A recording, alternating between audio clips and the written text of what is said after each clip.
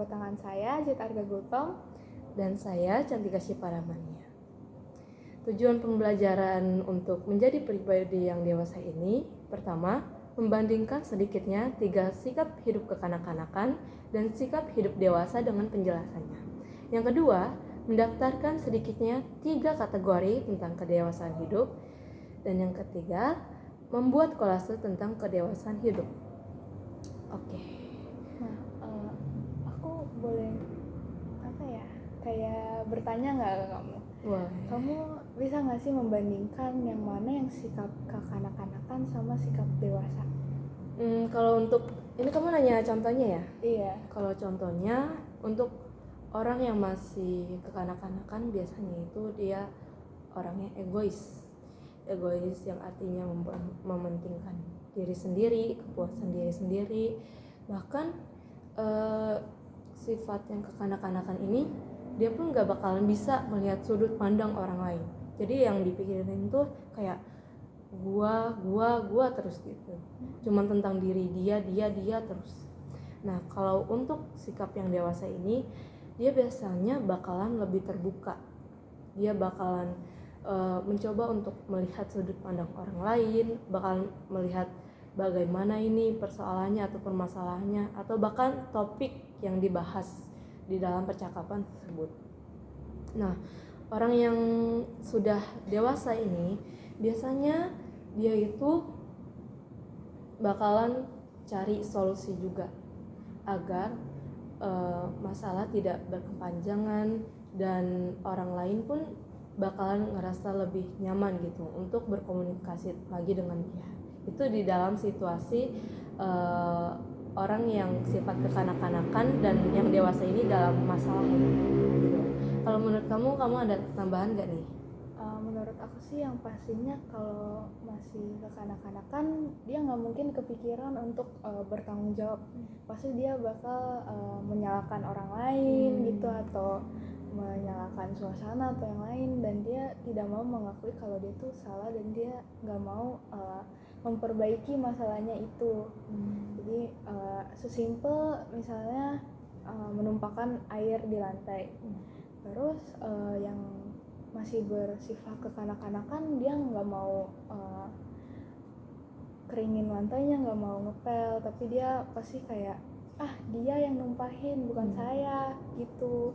Tapi kalau udah bersifat dewasa itu pasti bakal langsung inisiatif untuk ngepel, untuk beresin masalahnya gitu. Jadi ini maaf ya, aku simpulin dikit. Berarti kalau orang yang sifatnya kekanak-kanakan ini, berarti pas kalau dia ada masalah nih, dia nggak bakal mau tanggung jawab dan malah melemparkan kesalahan dia itu ke orang lain begitu ya.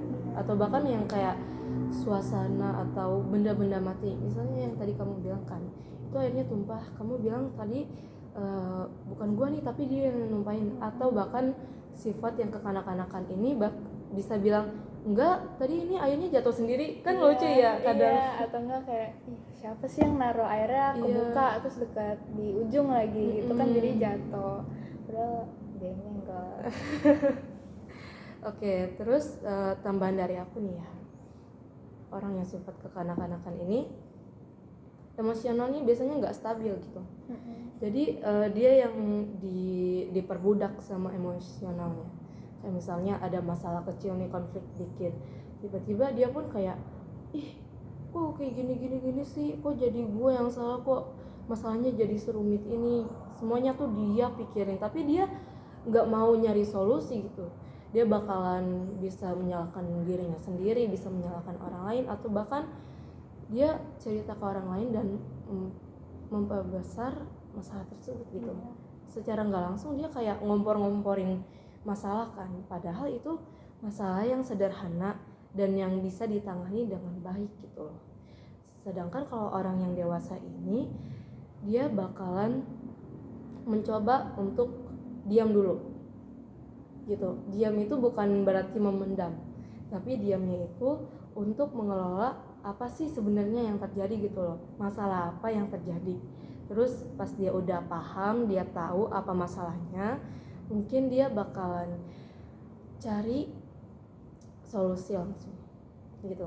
Tetapi kalau dia mau mengeluarkan emosi, mungkin dia bakalan tetap mengekspresikan emosi dia, tetapi nggak berlebihan gitu, masih dalam tahap yang wajar dan tidak memperbesar masalah gitu menurut aku sih.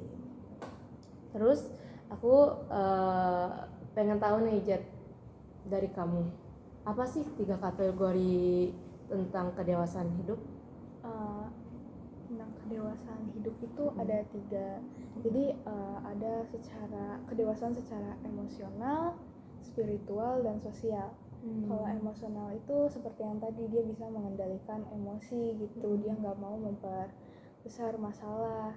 Yang kalau spiritual itu secara imani gitu, jadi dia mencakup hidup sesuai nilai-nilai iman dan keyakinan. Kalau sosial itu secara dia dengan berinteraksi dengan orang lain. Jadi kalau contoh nih dari aku, kedewasaan emosional yang tadi kita sudah tahu, orang yang kekanak-kanakan ini dia tuh nggak bisa ngendalin emosinya, itu kan secara emosional ya. Kalau spiritual ini dia itu lebih mengarah pertumbuhan iman. Pertumbuhan iman itu kan diketahui melalui perbuatan. Yang aku tahu dari dalam Alkitab itu, iman tanpa perbuatan adalah mati, ya kan? Jadi kalau kita punya iman, kita nggak akuin iman yang kita miliki itu, ya sama aja kita jatuhnya omong doang nggak sih? Iya. Kayak words without action gitu. Iya, betul. Jadi apa yang kita miliki itu, apalagi hal yang baik, kita itu harus lakuin. Iman Kristiani kan pasti mengandung hal-hal yang baik kan, dan kita harus menerapkan itu kepada orang lain, bukan ke diri kita doang, agar orang lain itu bisa melihat, oh ternyata orang Kristen tuh dewasa spiritualnya tuh begini loh. Jadi mereka dapat tahu, dan bisa jadi kita jadi teladannya untuk mereka gitu, yang agama umat lain gitu loh. Itu menurut aku. Dan aku mau nanya deh ke kamu Jet, kamu pernah nggak sih ngalamin salah satu kedewasaan yang kamu sebutin tadi, entah itu kedewasaan emosional, spiritual, atau kedewasaan sosial? Maksud aku gini loh, coba kamu ceritain proses dimana kamu menuju dewasa gitu, entah itu emosional, spiritual, atau sosial. Coba. Kalau aku sih mau nyontohin yang kedewasaan emosional ya. Aku tuh dulu pas masih SD sering ngajak ribut sama mamaku, karena aku anak satu-satunya, jadi kan bisa gitu ribut sama adik tapi nggak punya, jadi ributnya sama mama gitu. Dan itu kamu sengaja ngelakuinnya? Ada yang sengaja, ada yang enggak gitu. Terus ada juga yang kayak mama bikin sesuatu bikin kesel gitu kan. Nah aku tuh walaupun itu masalahnya kecil, tapi aku tuh bawa terus kayak 5 hari aku ngambek gitu, terus aku marah-marah terus.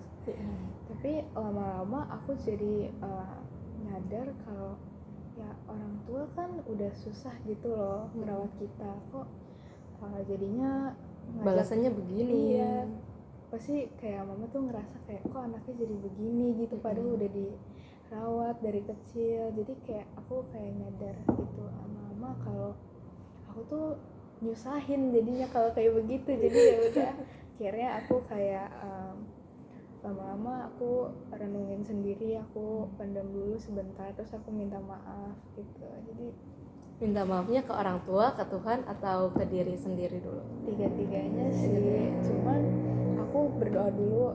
Jadi aku ngerenung, aku diam, aku berdoa dulu, terus aku mikir kayak aku harus ngelakuin apa gitu buat memperbaiki masalahnya sama mama gitu.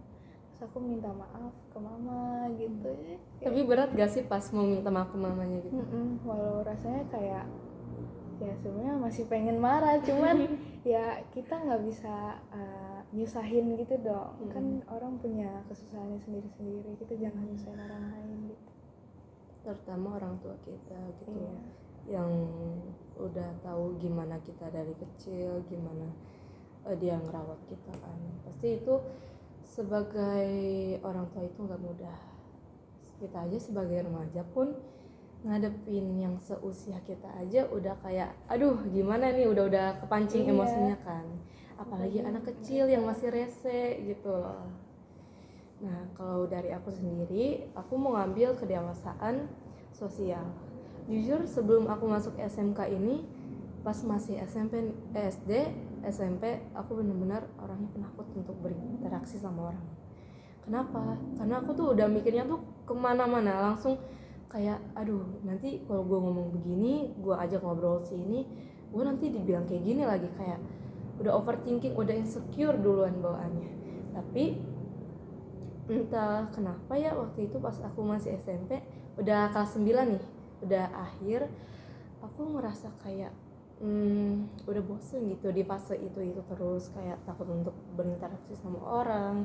Bahkan kayak untuk nyapa aja kayak aku kadang mikir 5 kali gitu loh, kayak haruskah gue nyapa dia karena takutnya dia nggak nyaman, atau malah kita yang dikacangin kan kalau orang nyapa terus dikacangin itu rasanya gak enak, apalagi pas kita takut sama orang itu kan.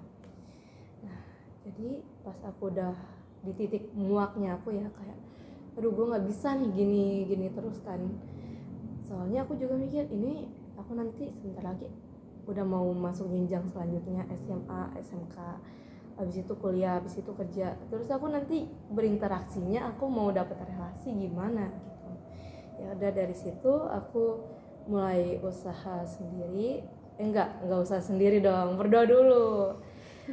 Aku berdoa dulu, habis itu aku berusaha kayak ya udah aku coba untuk ngajak ngobrol orang. Jujur aku kayak pas ngajak orang ngobrol tuh kayak aduh malu, muka gue mau taruh mana gitu, apalagi pas pertama kali, benar-benar pertama kali aku ngajak orang untuk kenalan, untuk komunikasi, aku tuh ngomongnya gagap gitu loh.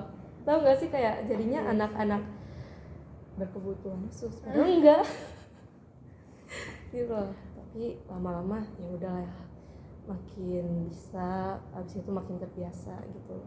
Akhirnya pas udah mau lulus, ya begitu kan aku udah bisa berkomunikasi dengan lancar, entah itu orang lama, orang baru, udah oke lah. Oke, kayaknya ya segitu aja sih podcast dari kami untuk bab 6 mengenai menjadi pribadi yang dewasa. Kiranya di video ini menjadi berkat untuk kalian semua dan untuk kami juga yang membawakan podcast ini. Tuhan Yesus memberkati. Dadah.